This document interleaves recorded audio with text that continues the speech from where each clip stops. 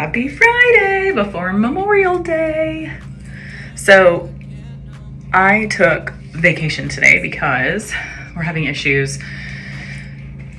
at work with our productivity. I also needed a mental health day. We have a lot going on at work, but productivity was something that I knew nothing about until I became a leader and people cared about it. So I'm learning a lot about it, but I have to meet like a certain number and we're over right now. And so I'm making a lot of my staff take time off and flex their hours and things like that. So taking PTO for salaried employees helps with that, since we have to get paid for a whole day unless we take a whole day. So I'm doing that, but it's at the perfect time because I need it. It's been a crazy week. Today's finally the last day of antibiotics for that cellulitis I had in my eye, around my eye, not in my eye. But anyway, so I'm gonna start my morning off at my favorite brunch spot because we're not gonna go this weekend. We're gonna try to take the kids to the zoo. We recently got a zoo membership. So we're talking about doing that. And our neighborhood pool opens this weekend. So we're all super water bugs. So we will be spending the entire summer at the pool. Christian, my oldest, is coming back from his spring choir trip. They're at Schlitterbahn today. So, we'll have to pick him up really late tonight. And by we, I mean my husband, because I'm not gonna go late to pick him up. I'm not a nighttime person. If y'all see me out at night, like, please understand that I rallied, okay? I'm a morning person, love mornings.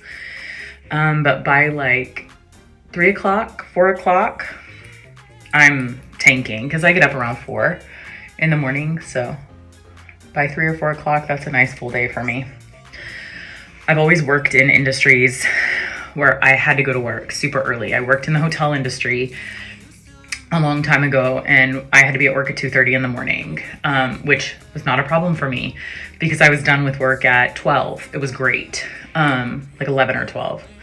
I worked at Starbucks where I had to be at work at 4 o'clock in the morning. So it's just, I thrive on that. Nighttime is not my thing. My first year in nursing, I worked the night shift. It was awful, because even during the day with blackout curtains and everything else, I could not sleep. Didn't work. I got 2, maybe 3 hours of sleep during the day. And I was pregnant at the time with my second child. So the hormones were off. And nights were tough too, because in like the hospital that I worked at, all the chemo was given at night. They didn't do any chemo during the day. And so every single one of your patients, we had 4 patients, the load, and every single one of them was getting chemo all night long. And so that's a lot of work. So anyway, so I was run pretty ragged, but it was worth it. I learned a lot of amazing things and took care of some really cool people. But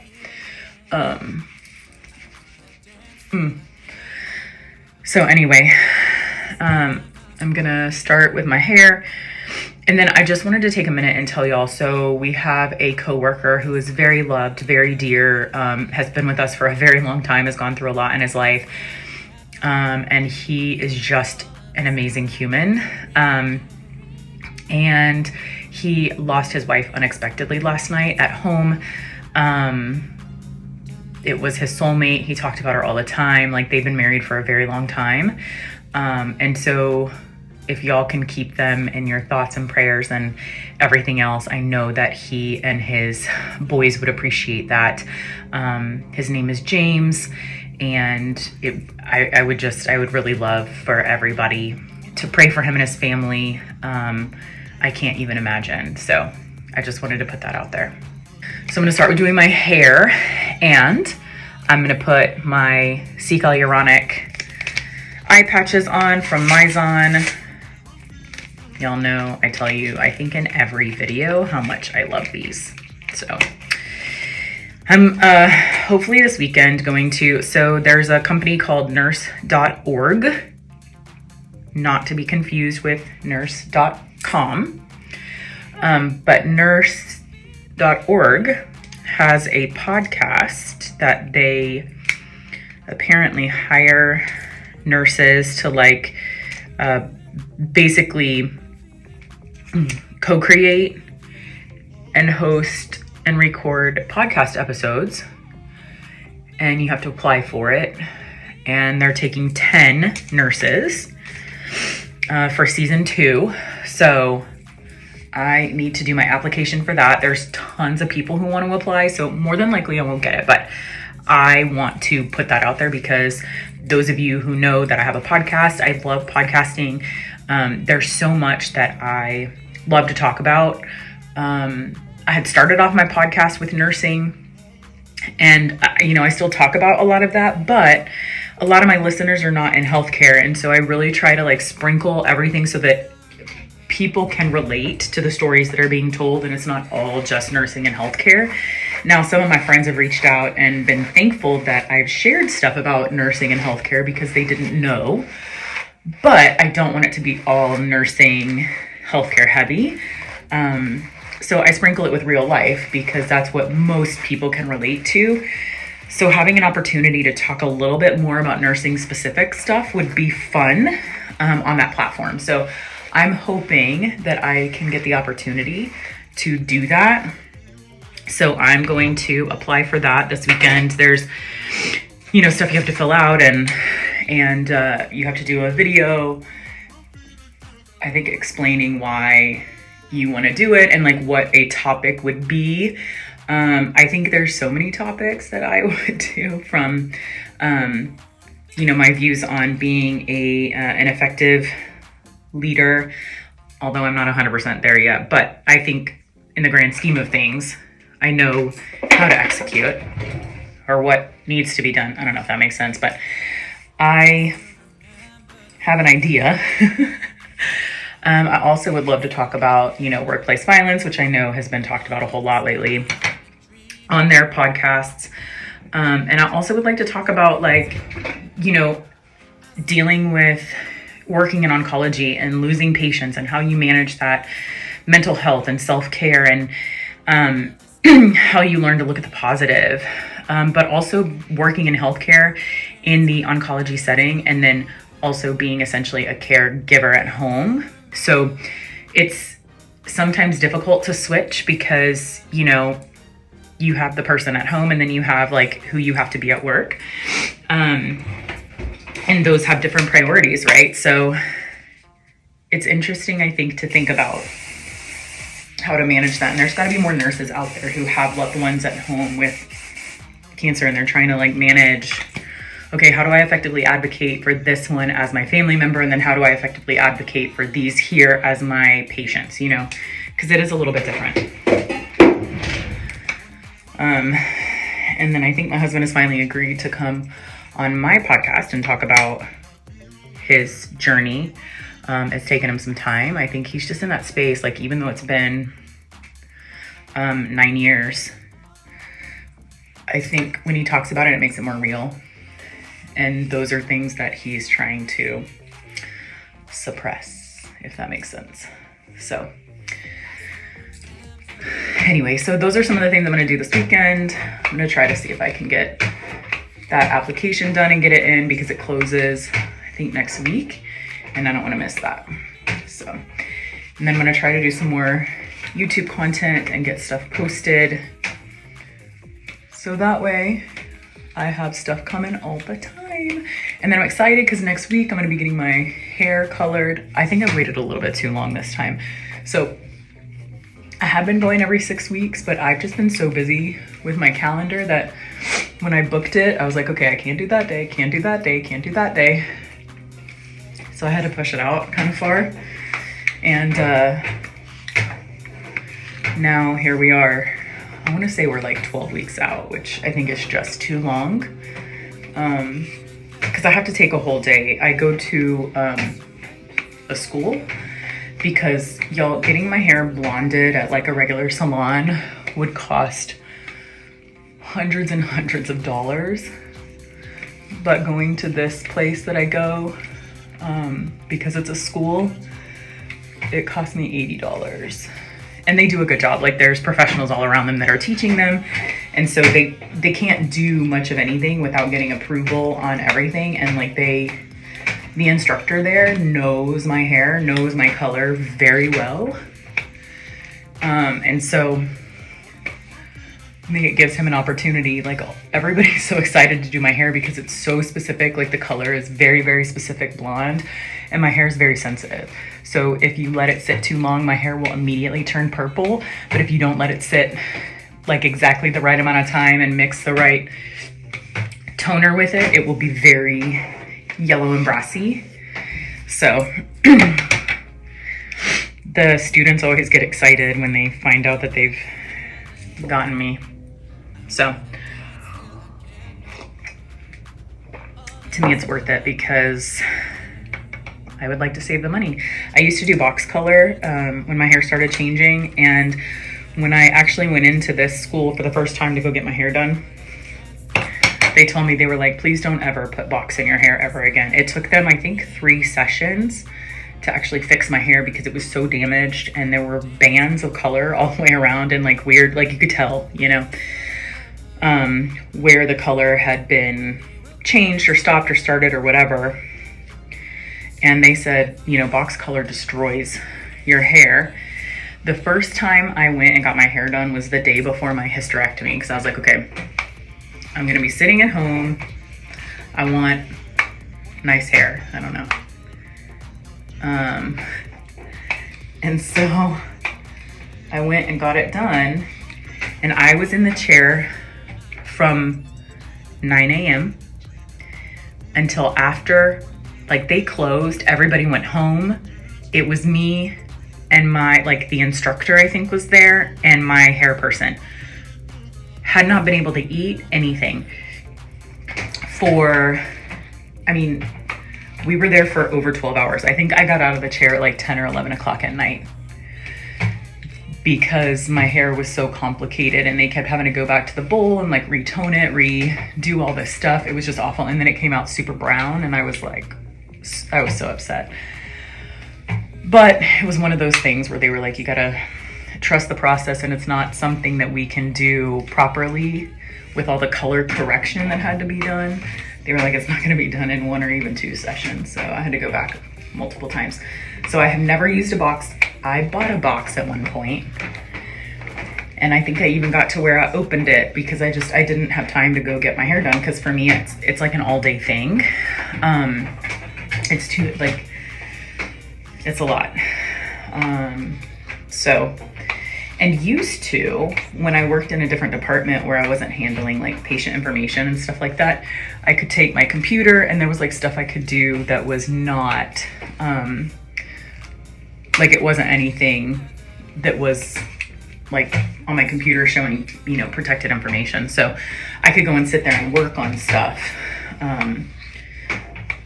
But now it's hard for me to do that unless there's something like, you know, process mapping or things like that that I need to do. But a lot of my job requires prepping charts and doing templates for my physician and things like that, which I can't do that when I'm out with the general public because it's showing, you know, protected patient information. So I have to take the day off now to go and get my hair done. And for me, that's not easy. So, because now that like I'm doing all this extra stuff, it gives me anxiety to miss a day of work, because I feel like there's so much I'm gonna have to catch up on, or it crunches like next week. So we have Memorial Day on Monday, which I wanna thank everybody. I know Memorial Day is to remember those who have lost their lives, but I wanna thank all of the military servicemen and women for everything they do. Most of my family was in the service.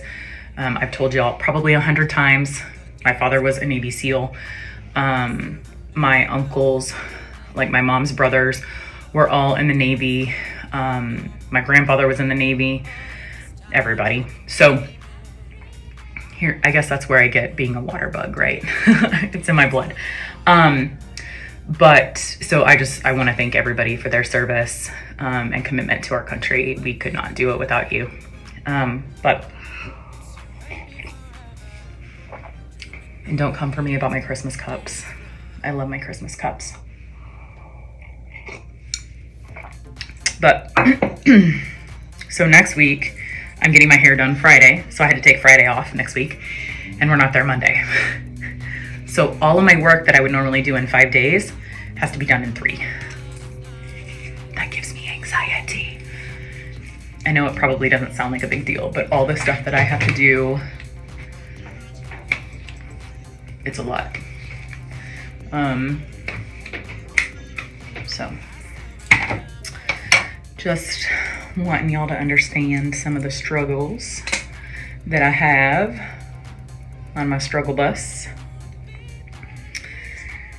And I've told y'all before, like I take this medication for anxiety, and because I worry about everything.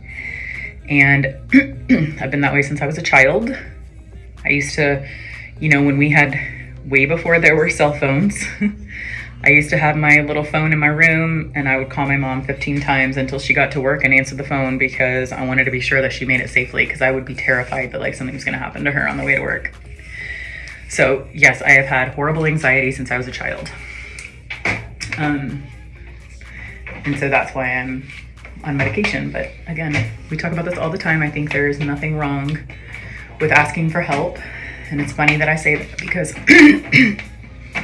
I was the one telling everybody to do it and I wasn't doing it. So now that I have done it and I have medication,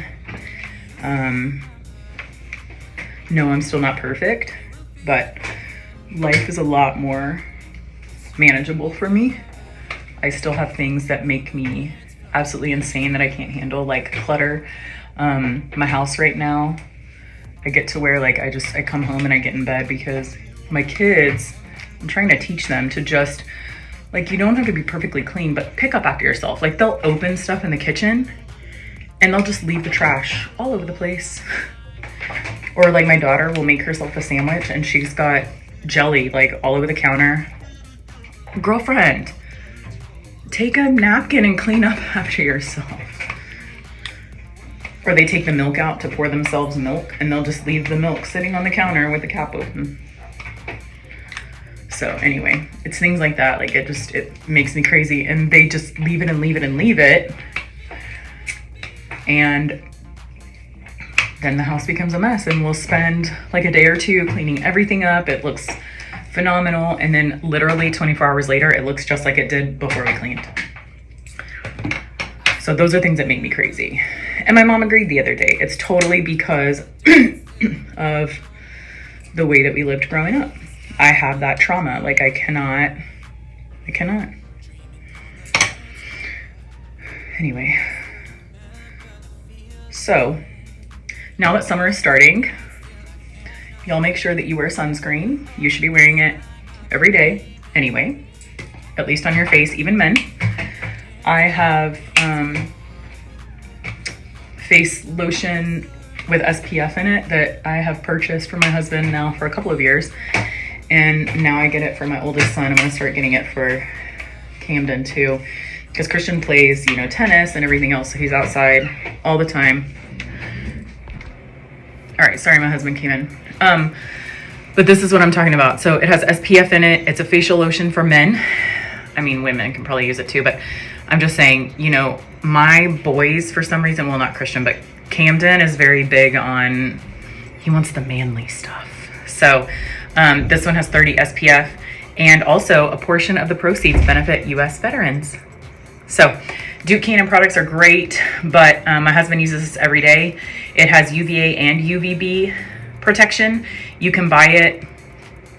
I mean, we get ours at HEB, but because you can buy everything at HEB, but except baggers who know how to bag. But that's a story for another day, another time. So, and yes, they know now when I come in, I'm bagging my own shit. Okay. I had one of them offer me a job the other day. They said, hey, we're hiring, right? And I said, oh, cool, that would be fun. And she was like, well, what are you doing right now? What do you do for work? And I was like, I'm a nursing clinical manager. Oh, what degree do you have? I have my doctorate in nursing. She was like, oh, you probably want to stay with that. Hey, I'll come and do this part-time for fun. I mean, you want to pay me to bag people's groceries? I'm good at it. That'd be super fun. I might do it. I could do it on the weekends. But anyway. So it is important to always use SPF, whether you're out in the sun or not. Y'all know I put mine on every day. A lot of the makeup that I have has SPF in it. I use this one. This is the 50 because I'm pasty. I also have, I don't know that this one has SPF in it. No. But I use this one that has SPF also. And then a lot of my facial products have SPF in it as well. So, sorry, I've gone over this 500 times. I need to get new shampoo.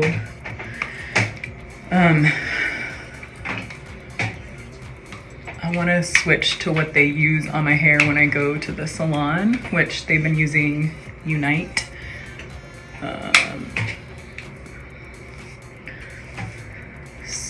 But my hair, well, since I wash my hair, it's been so nasty outside, like very humid, because obviously we're in Houston, right? But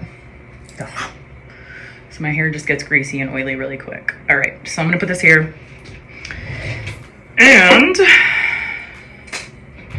I'm gonna start doing the makeup.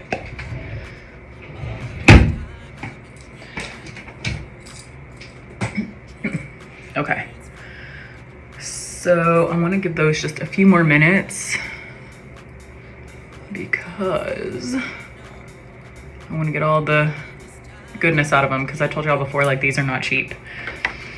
So what I'll do is, since I'm sitting here, I'm going to go ahead and use, I've had this for a while, this W7. You can buy it at H-E-B. It's an English brand, but it's like this little lip roller that hydrates. A lot of times I'll use this at night if I don't want to use my Summer Fridays, but I almost always use Summer Fridays. But I'll put a little bit of this on here. My lips are always dry, so it's good to put that on. I just forget sometimes in the mornings to put that on before, so that way when I go to put my lipstick on, they're nice and moisturized. So I still have the spot here. I was telling one of my girlfriends the other day, like, can y'all see that right there? So a couple of years ago, Colton was jumping on my bed and I kept telling him to stop. And I was holding my phone and I was looking at something, and he fell backwards and my phone smacked me right in the face. And like my tooth ended up going through my lip and puncturing my lip. So, I went to our chief medical officer at the time and I was like, dude, Dr. Langen, help me, please, please. It was bad. Everything was blown up. It was awful. So he said, no, it's okay. Like, your lip is going to regenerate. It'll go back, like, everything will be fine. So I was like, do I need plastics? Do I need, like, what do I need? But I have this issue. So it did obviously grow back, but now I have this bump, and sometimes it's more pronounced than others, and I don't know why, but it's bothersome to me. So I had gone to my dermatologist and she was like, I can put something in it, like a like when people get fillers and then they go and have it dissolved because they don't like it or it's too big or whatever, they're allergic, whatever. And she's like, I can inject it with dissolver. She was like, but the problem is that if, like, since it's not consistently like that, she said what'll happen is that you'll end up having like a divot in your lip. So she said, I really wouldn't. She was like, if you want to do it, I will. But she was like, you need to understand that you're basically going to have like a divot hole in your lip. So she advised against it. So I didn't end up doing it, but some days it's way more pronounced than others. I think in this angle you can see it. And I don't know why. It's just very irritating. So, but I'll survive. I have my lip. And I'm pretty sure I've told y'all before, I bit my tongue off when I was 18. Driving in the car, singing, chewing gum, and I was T-boned. and bit my tongue off. It was hanging by a piece of skin on the side. It was not a fun experience, but so I tell my doctors all the time, it's just like my tongue, when I'm getting sick, that's the first thing that starts to hurt. It's almost like your joints, if you have a hip replacement or a knee replacement or whatever, and there's weather coming in, you can feel it in your joints for whatever reason. So mine is when I'm getting sick, the sides of my tongue hurt, and it has to do with that. It's so bizarre. But ever since that happened, that's how I've been. So,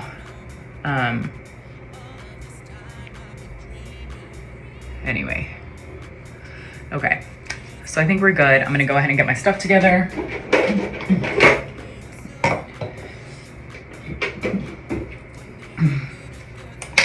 So I'll talk to y'all, but I'm also gonna kind of do like a little bit of another makeup tutorial, just because I have a lot of friends who ask me, and people who watch my channel, and they are interested. I'm not a makeup professional, but I feel like I have somewhat perfected mine. And it does change. So I start every morning with this Paula's Choice Mandelic Acid. Love this stuff. It feels amazing. But so I used to wash my face in the morning, and I don't anymore because I wash it so much at night. So I'll take a shower, wash my makeup off, and then I also use this to make sure that my face is really, really cleansed. Love this stuff. It lasts a long time. A little goes a long way. And then I do my skincare. And so usually in the morning, you'll see me only pull out like a makeup wipe to clean my face, because my skin, like soaps, will strip it and dry it really quick. So again, I use the Snail Mucin.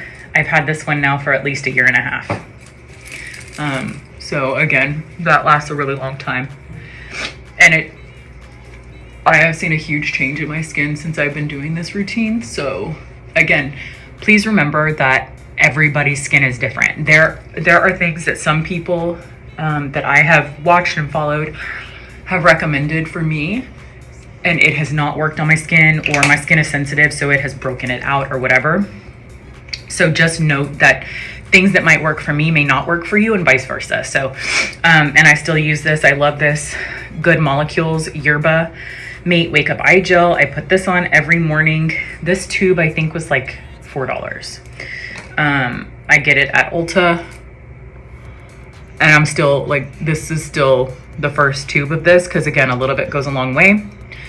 I have to remind myself too, when I am putting my eye stuff on, I tend to do this too, and I have to stop myself. So remember that when you're putting stuff on your eyes, you do not want to rub. That skin around there is so sensitive.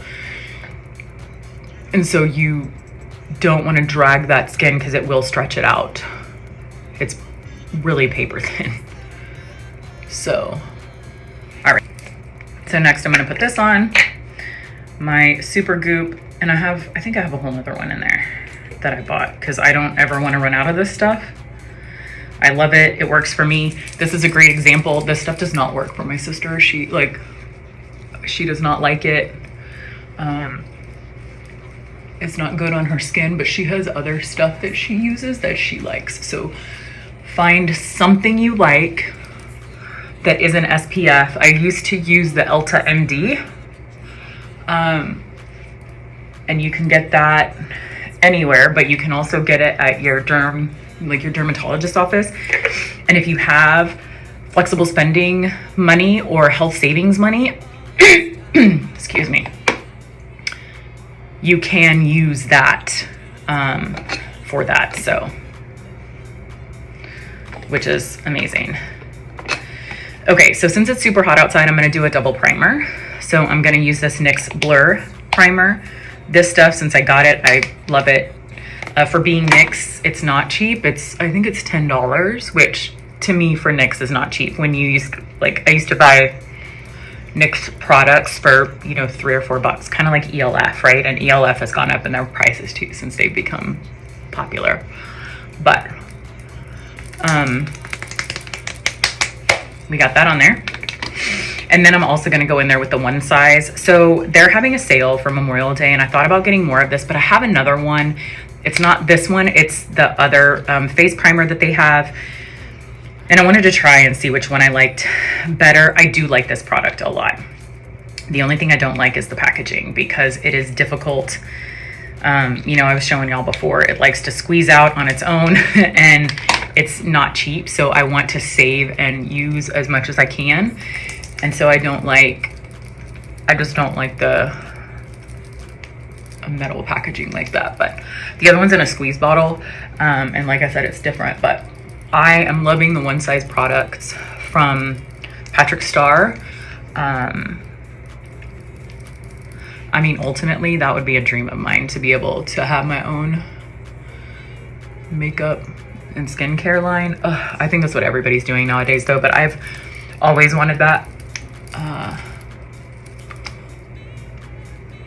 since I got into makeup and stuff about 20 years ago.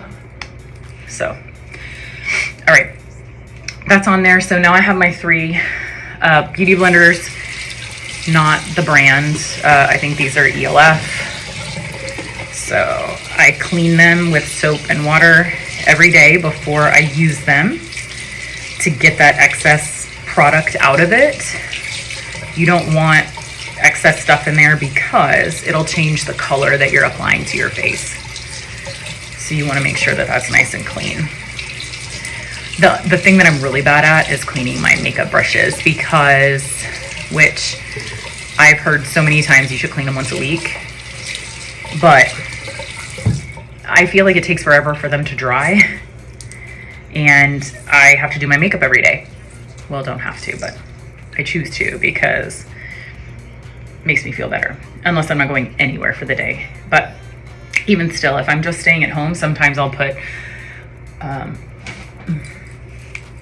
little bit on just to give myself like a facial glow or something like that, so that, again, I feel better about myself. It makes me happier.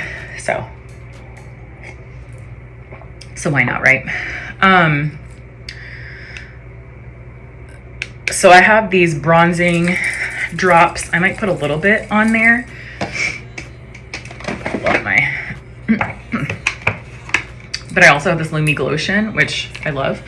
So I'm gonna put my, oh, I forgot, halt. I'm a bad girl. Let me put this here. I'm totally getting off track. I have to do my faux filter first, my Huda Beauty, because I am red. I have these red red undertones, and I do have rosacea. Diagnosed rosacea. So I need to use this to kind of even these tones out first.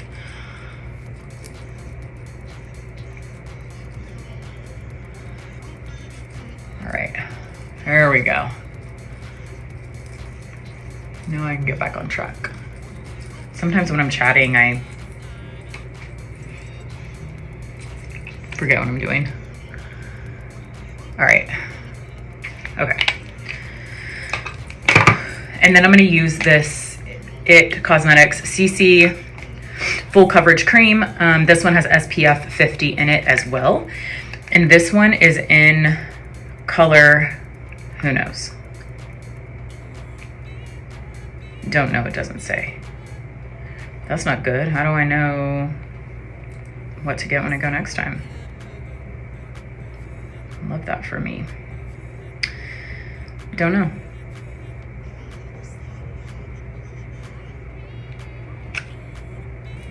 Okay.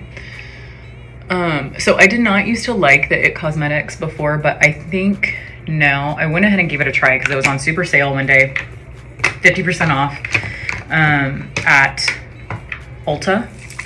And so I went ahead and got it because I said, you know, maybe it was the color, right? Because everybody raves about IT Cosmetics. And I was like, I don't understand why I hate it so much. So I got a different color and then I like it. And then I used this Too Faced Born This Way Healthy Glow. It's got a SPF 30. So there's lots of SPF, but I want to make sure that everybody understands that just because your makeup has SPF does not mean that you should not be putting on sunscreen. you should be putting on sunscreen under your makeup, because this is not gonna protect you fully and completely. Like you need to have sunscreen on under your makeup. All right, so then I'm gonna put a little bit of my House Labs on, just because, again, I need color mixture, because my skin, just like everybody's, is not a single color. Most people that I talk to have to mix their colors. And then I'm just gonna put some of these little bronzing drops, just because if you look at my skin color on the rest of my body, I am a different color. And so I'd like to give this just like a nice little bronze. We put our little baby swimming pool out. And by we, I mean my husband. I did not. So later today, we are gonna hop on in there. So, and I know, again, it's just for me, right? But I wanna feel good. I wanna feel nice. So I'm gonna put on some little bronzing drops. We're gonna turn the TV on out there, have some drinks, play in the water. We're taking our kids to get their passports today. We took Christian several weeks ago, so like I mentioned, he's out of town. But they were all worried because they said, oh my gosh, how's Christian gonna get his? Because he's not gonna be here. I said, no, we took him already. So it just worked out that way, which I'm thankful for. But we mainly split it up because the cost with getting 4 people their passports at one time is a lot. So then when I found out we all had to be, or me and my husband had to be present when we went for Christian, I asked them about the little kids. And I was like, okay, do we all have to be there? And she said yes. So I was like, forget it. We're just all gonna go at one time and get the other 3 done. So, but, all right. So see, we have this nice little glow here. And then I try to bring whatever's left on the sponge and just kind of go down the neck, just to be sure everything kind of blends in.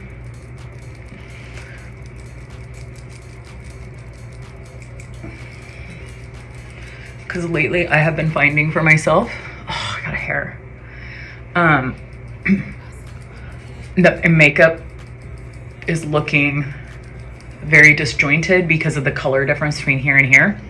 So I've been trying to tan my neck with my tanner and also bring the makeup down so that it looks a little bit more seamless. So I kind of look more like I am all one color, if that makes sense. And then I just got this stick from Dibs Beauty. I ordered it. It hasn't come in yet. But it's this really pretty glow stick. So that way during the summer, you can put it all here and here, and it just gives you like this pretty glow. I'm the weirdo that loves shimmer. I don't know. It's the 10-year-old girl in me. Because I will tell you what, I was not a girly girl. I was very tomboy. I've already said before, like, I had boobs when I was 6 years old. And so I did everything I could to cover up everything possible. So I wore 2X t-shirts. I was also a heavier girl, but I still wore really large shirts and clothes. I did not do fitted anything because I was so embarrassed. So I was never the girly girl. I wanted to be. I was so envious of all the girls that were. And, you know, that's part of what I talk about a lot of times in my podcasts, or even in my conversations on here, is about the bullying that I got because of a lot of that. Like, I wanted to be like them. And when I started trying, to them, I wasn't good enough. So it wasn't worth the time and effort. And so it was just something that I tried to convince myself growing up was not important. I mean, I know in the grand scheme of things it's not important, but it makes a difference on how me as a person feels about myself. So if I'm having a bad day, putting makeup on gives me confidence. It makes me feel good about myself. And I think, and I'm not saying that girls should be doing that, right? But we should be doing what makes us feel confident. So if wearing a skirt to school is going to make us feel confident, then we should do that. But I never wore skirts because I was made fun of, because I danced for 12 years. I was a cheerleader in high school. So I have very thick calves and thighs. I mean, it is what it is. And I was always made fun of for that. So I would never wear a skirt to school. My mom would try to force me. I think there were a couple of times that she made me wear them, and I hated them. But I was a long shorts, like to the knee shorts, and jeans my whole life, because I wanted nobody to see any part of me. So, yeah. So I was not a girly girl growing up. I really just learned about it in the last, again, 15, 20 years. I think a lot of it started happening when I became a wife and a mother, because with my child, when I had Christian, again, those of you who have listened to my podcast, the Tiff Talks, I had severe postpartum depression. But at the time, that was, again, 15 and a half years ago, nobody talked about that. I'm not even sure if there was a diagnosis for it at that time, because I didn't start hearing about it until my second child. But mine was severe. And I've talked about before, like, thank God for my mother, because I was going into a psychosis with my first postpartum experience. And there were days when I wanted to kill my child. And it was because of the constant, he was very sick as a child. And, my husband had to go to work, and he literally cried for 23 out of 24 hours a day. Eating made him sick. Moving made him sick. It was bad. So sometimes I would just go to the doctor, the pediatrician, and I recently found out he passed away, which makes me very sad, but because he was the greatest pediatrician ever. But he knew what I was going through, and he would just take Christian and hold him and talk to me. And he was a great calming person for Christian. Like, Christian would just calm down, and he was fine when he was with Dr. Barnhart. And so, I was there probably 2 to 3 times a week. So even to this day, the same staff work there, and when I walk in, they all know me, because we were there, again, in the very beginning with Christian. We were there literally 2 to 3 times a week, because I didn't know what to do. Like, I needed him to stop crying. So anyway, where I'm going with that is that's how I kind of started becoming girly, was when I realized, when I started being able to look outside the depression, I realized that, I saw these girls that were doing makeup, and it made them feel good, and they were pretty, and all of this stuff. And so it made me want to start trying that and see. And so shortly after is probably where I started looking into it, watching YouTube, because YouTube was just kind of starting to take off. And I found Jaclyn Hill. At the time, she was literally at like her father-in-law's dining room table in this tiny apartment. She worked at Mac. I think it was at Mac at the time. And so after work or on her days off, she would come and she would start doing these little YouTube videos. And I feel like I was one of her first followers. Probably an exaggeration, right? But I feel like it, because it was in the very, like she had just started videos back then.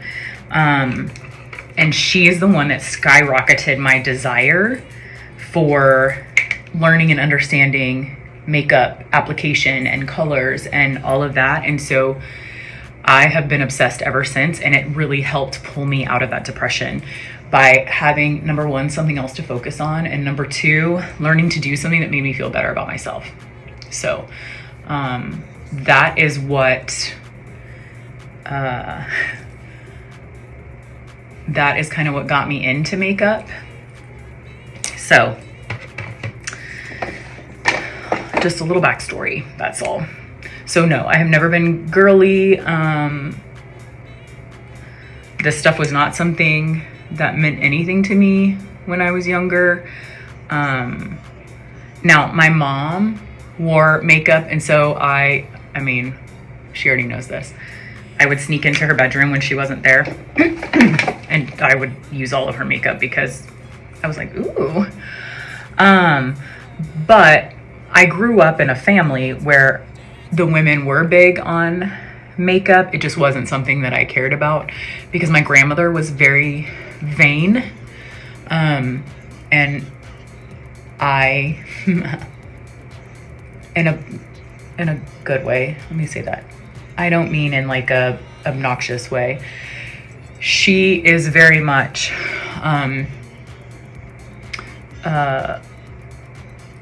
the perfect mix of Blanche and Rose. So she was never gonna step out of the house without makeup on. She didn't want to look old. She never wanted to be called grandma. Like, that was not her thing. We actually called her Foxy. That was what she wanted to be called. And so I have told my husband, I told him again yesterday, I said, you need to understand that I am, like, I know this about myself. I am vain. I do not ever want to look old. I want to be the cool grandmother, you know, going and doing stuff where people are like, oh my gosh, that's your grandmother? Like, she doesn't even look old, you know?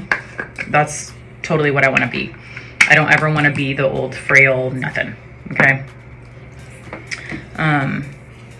So my grandmother every year for Christmas would get my mom and my aunt expensive Estee Lauder makeup. So that was their thing. It's funny because now I get it.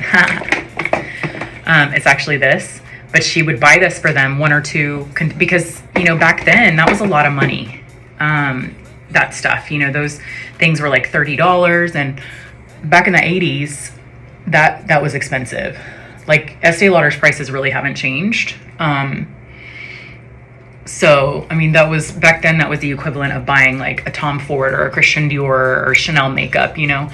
And so that's what they would get for Christmas every year. And they would have to make those 2 bottles last them the whole year. Because, I mean, my mom couldn't afford it. So she looked forward to getting that every year because that was her foundation she wore. So, but my grandmother's philosophy was always, you don't skimp on makeup. You can cut corners and cut costs on everything else, but she was like, you never skimp on makeup because this is what you're putting on and going out and showing people. And this is also what you're putting on your skin, and you want to be sure that you're wearing a good product. So I kind of learned that from her. Although as I got older and cared about makeup, she had dementia. But anyway, I tell people it's in my blood, right? I get it from her. So yes, I care about makeup now.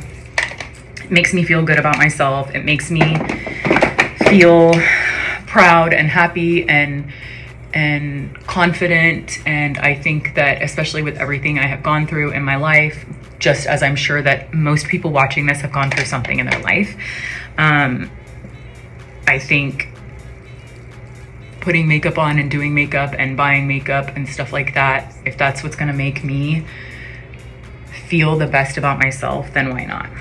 So here we go again. I tend to do that, don't I? Like, I get on these little Tip Talks soap boxes. I just know there's a lot of people out there who are so judgmental, you know, they have an opinion about everything. And so I need to stop saying, and so I don't know when I started that. I tend to like to explain myself, and that is because of the people pleaser side of me. So unfortunately, at 41 years old, I don't think that that's going to change. But I will hope that in explaining a lot of these things, somebody out there can relate, and maybe it'll help click for you. Or if you are out there and you have a wife and you're trying to understand, like, especially if you have a new baby, you know, what is going on. Luckily, I did not have the postpartum depression issues with the other ones.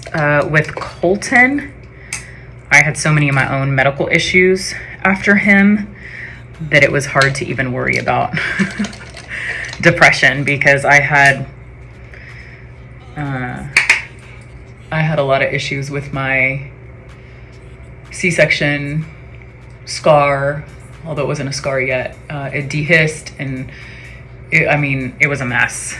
So I was dealing with all of that, and my poor husband, who had to take care of me because I couldn't get to what they needed me to do every day, multiple times a day, and he literally had to torture me, and he hated it. I'd have to take meds before each time he had to clean out the wound, and that poor man deserves a medal, because healthcare and goo and blood and fluid is not his thing. But he stepped up. I still remember the day that I was sitting in the window with Colton after we came home from the hospital. It was the day after, and Colton had severe jaundice, and so we were sitting in the window with him so he could get that natural sunlight. And I stood up and I just had this massive gush all over the floor, and I was like, oh my gosh. I was sure that my C-section incision just ripped right open and my guts were coming out on the floor. Like, that was it. And he ran and grabbed every towel under the sun, and then he grabbed an ace bandage and he wrapped me 10 ways to Sunday. I don't think I could breathe. We went to the hospital and they got me in there, and they said, oh my gosh. They said, is your husband an EMT? No. They said, he wrapped you just like an EMT would. They said he did like the perfect compression everything to keep you intact. Because when we told them what happened, when we told the physician what happened before they unwrapped me, they thought the same thing. So they were preparing for the worst. Like, you know, OR, let's go type of situation. But what happened was there had been a fistula that built up underneath my incision, and it filled with fluid. And it was the side, like the whole length of the incision. And so the incision is here and it goes all the way here. So your incision is quite long. And so it had built up underneath that. And it was something. So they had to keep it clean. And so it had to be packed 3 to 4 times a day with this long tape stuff. And it was medicated. So we had to pack it in there full. So that way the length of the thing was full, and it's this tiny little tape. I think I still have some in there. It's no good anymore, but I kept it because when you're in healthcare, you keep everything just in case. It's called iodoform, but it's this medicated tape stuff, and it's very thin cloth. And so we had to use a ton. I think it would take, we would go through several of those bottles a day. And then every time he'd have to pull it out and then clean it, like clean the tunneling, and then repack it. And it was very painful because all of that stuff in there is raw, right? And then you're agitating the area where I just had this, C-section. And so there's an incision right above it. And it was rough. And I think the harder part for him was knowing how much pain I was in. Like, sometimes I'd have to take a towel and bite on it because it was so painful. But at one point it wasn't healing fast enough. We had a wound vac on it, but I couldn't keep the wound vac on it because there was so much fluid accumulation that it couldn't keep up. So I had to go to the OBGYN every 2 days so they could look at it. And then she had this, looks almost exactly like this. But the bristles like these for your eyebrows are a little bit softer. But the ones that they had are for getting cervical cells when you're doing a pap smear. So you collect the cervical cells to send off and make sure you don't have cancer. So the bristles are a lot harder. They're much stiffer and harder, and it's longer. So we call them Christmas trees. So she started taking those and scrubbing the inside of that tunneling. And she was like, we've got to do this to like irritate the tissue so that it'll granulate and start growing back together. Like it'll start regenerating and it'll heal this up, because it was struggling to heal. And she didn't, like, we were trying to keep me from having to go back into the operating room and get, another surgery. So that was torture. We had to do that 3 to 4 times a day. And then I was at work one day and I talked to my wound care nurse, and he was like, you don't have to do it 3 to 4 times a day. He was certified. He was like, just do it twice a day and stop torturing yourself. And so I did that. And we healed up and we were fine. And then I had a hysterectomy 2 years later or a year later. I think it was a year later, because Colton was still little. It was right during COVID when I had the hysterectomy. Fun times. And we were a little bit concerned because of what had happened, the previous times. We were trying to prepare for all these things because we just didn't want to have to go through that again. But everything ended up fine with the hysterectomy. So, because they had to open me up, there's a laparoscopic hysterectomy, but she had to do an open because I'd had 4 C-sections already. And so she was expecting a lot of scar tissue and stuff like that. I did have some complications. So in the future, I may have to go back in because they weren't able to remove some of my parts because they're adhered because of all the C-sections that I've had. Different organs, like my bladder and my uterus had actually grown together, and my cervix and bladder had grown together. So there's different things that they were able to detach the uterus, but they weren't able to detach anything else. So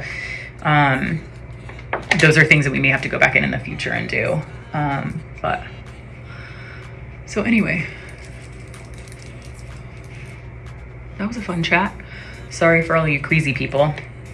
It's funny because, being in healthcare, we talk about, we were all together recently, a big group of us from work, and it's like the stuff we talk about, it's no big deal, right? We'll talk about all the goop, all the gore, all the whatever, and it doesn't bother us. And, our husbands are all eating and we looked, sorry. This is like, we just don't think about it. We just talk about it because that's what we deal with every day. That's our life. And it is what it is. I don't know. So anyway, when I chat, it takes me so much longer to do my makeup, but it's okay. I'm almost done. I'm gonna go put on some clothes, and then I'm gonna get my vacation day started with my favorite people at the Toasted Yolk for half price mimosas. So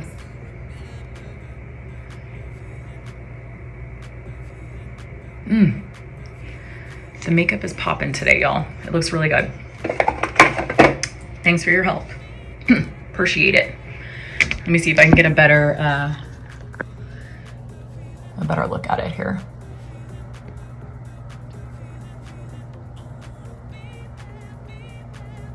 Yeah, looks really good. All right, I'll show y'all the after in just a minute.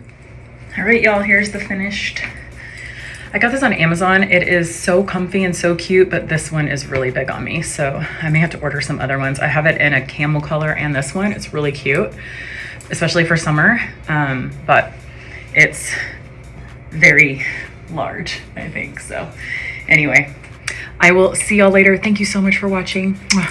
Talk to you soon.